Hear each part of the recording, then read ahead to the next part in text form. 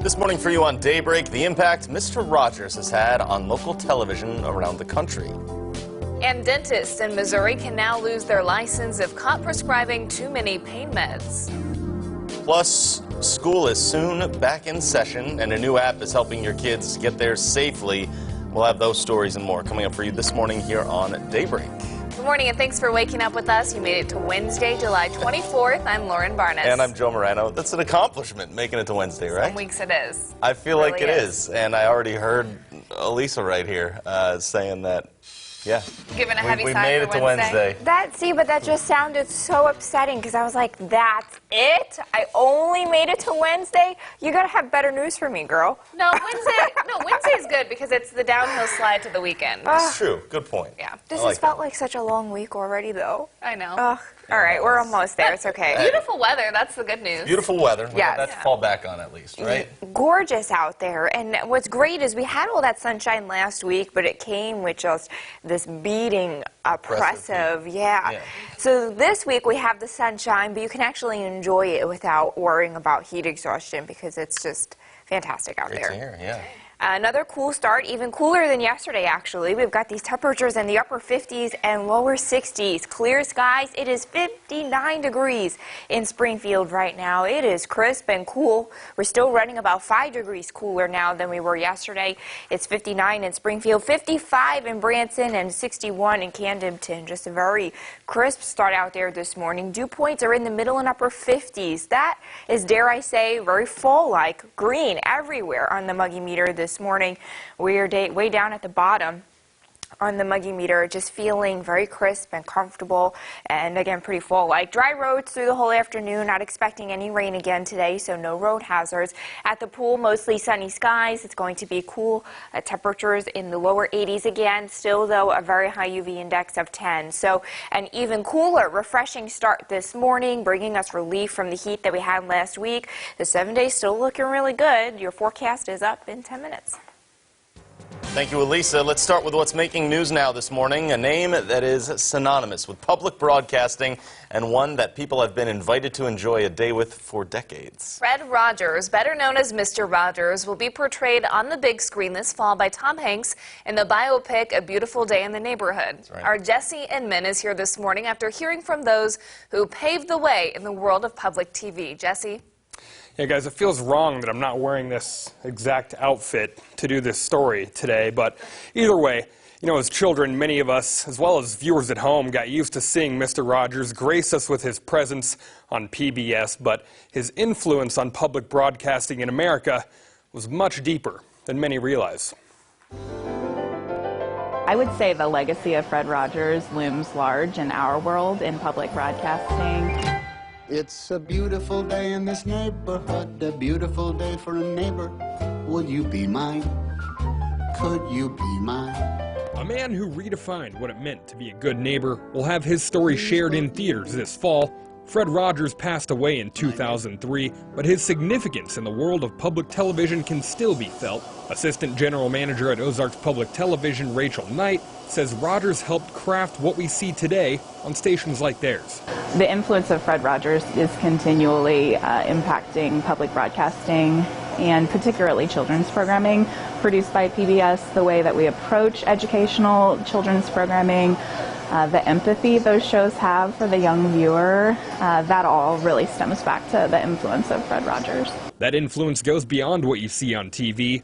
Rogers inspired people to believe in what public television does, even going as far as to testify before the Senate in 1969, when President Nixon threatened to cut the budget for public TV in the face of the Vietnam War. In 2019, Knight says OPT is able to continue his vision thanks to the funding they are able to bring in from viewers like you.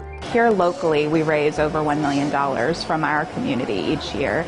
So that's by far the largest and increasingly the most important source of funding, the funding that we get from local individuals, our viewers, businesses, foundations.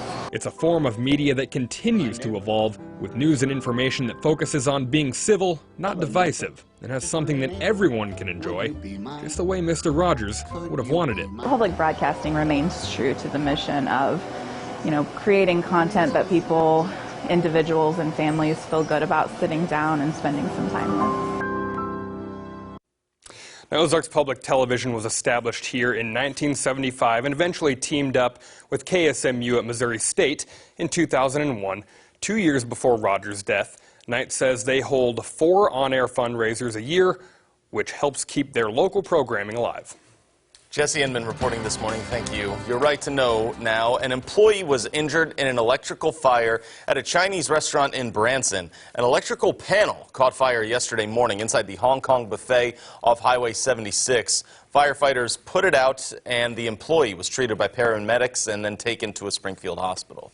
Also in Branson, the police department has selected a new handler for the department's 2nd K-9 unit.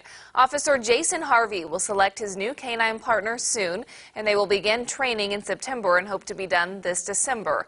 The 2nd K-9 unit comes thanks to a donation from the Branson chapter of Vietnam Veterans of America for $20,000.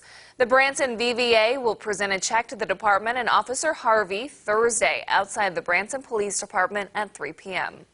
Parents owed back child support in Missouri have a new way of collecting on the cash they are due. The state treasurer and the Department of Social Services have launched a new system that cross-checks people who have unclaimed property with those that owe. And also, the first run with the new system returned $2 million in back-owed child support to custodial parents. This new system only affects parents owed support and those that are behind on payments. It doesn't impact Missourians with unclaimed property or money.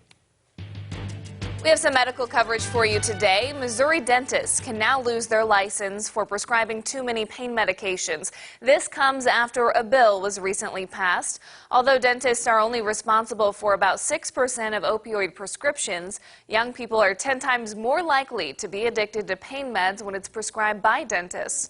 A local dentist, Dr. Teresa Morris, has personal experience with opioid abuse and supports the new law.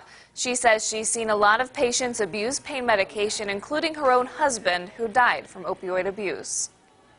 Somebody wants to come in and just here for pain meds. I say, well, the thing about the law right now is if you're having pain, my job is not to give you pain medicine because you're having pain. Now, if dentists need to prescribe more than the limit, they need to document why in the patient's medical record. In some more local news, in Springfield, new officers to the police department met with the community at the first ever Cookies with Rookies event at the Battlefield Mall. The event gave residents the chance to ask questions and show support for the new recruits. We spoke with one new officer who says she decided to settle down in Springfield after spending a decade in the Marine Corps. I actually lost my leg in Afghanistan a couple years ago, and it kind of, I started getting into the community and realized that I love this community, and specifically in Springfield, and realized that they offer so much opportunities, and so why not be able to give back a little bit. And the officers also gave away goodie bags to children who stopped by to chat. Thunder is hitting Springfield today, but just at the Discovery Center. The Oklahoma City Thunder is paying a visit to the area. The Thunderbolt vehicle arrives at 9 a.m. with their hype team, the Storm Chasers, along with some coaches and their mascot, the Thunderbolt. The vehicle is decked out with interactive stations where fans can measure up to Thunder players, get a locker room photo, and plenty more. Elisa will actually be live from the Discovery Center at midday, teaching kids the science of thunder. Moving on to a tech report this morning. Kids are headed back to school in less than a month. Safety is always a concern, though, for parents and staff. Many worry about their kids getting on the right bus and getting off at the right stop. An app has been partially developed in Springfield at the E-Factory, though, that promises to address some of those safety concerns by tracking students on the bus and in school buildings. Unfortunately, say there was an active shooter, you'd be able to instantly account for every single student and know precisely where they are on that campus. It's almost like Google search in the physical world. If you wanted to type in a student's name, you can say, okay, that student is in the restroom, or that student is in hallway wing, east wing. So it's quite a convenient technology, especially where safety is concerned.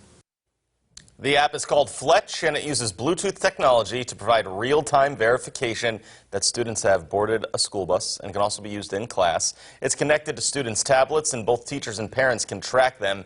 It only tracks a device within a certain distance and during certain hours. Still up for you this morning on Daybreak, Facebook gets ready to release its earnings report. That as the Department of Justice investigates big tech companies and their effect on consumers. That's in your Money Watch up next. From Color 10 Ozarks First, Lauren Barnes.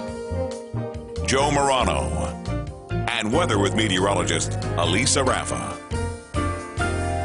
This is Color 10 News Daybreak.